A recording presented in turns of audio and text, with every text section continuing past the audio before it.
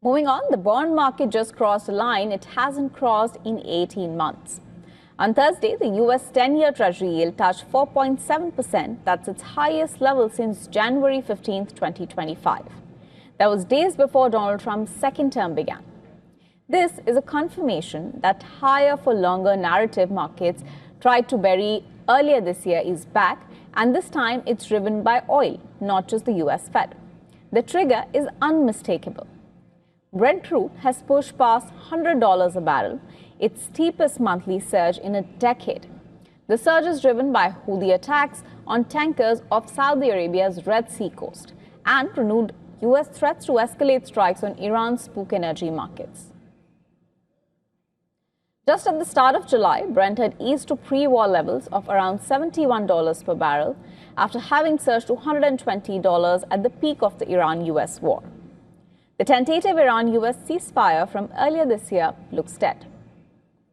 War premiums are back in oil, and oil is back in bond yields.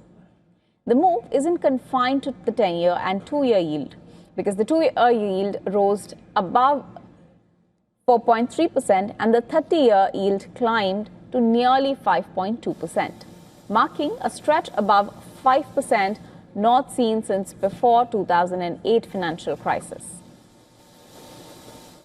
What makes this dangerous is the cross-current.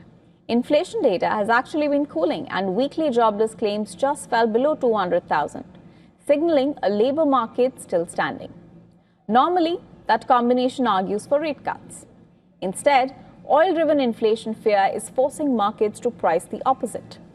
US Fed hike odds for July jumped to 26%, and poly-market traders now assign a 71% probability to a hike sometime in 2026. For borrowers, this means mortgage and auto loan rates climb further. For Washington, it means debt servicing cost on a swelling deficit gets worse. The bond market isn't just flashing red, it's pricing in a geopolitical shock that the US Fed can't fix.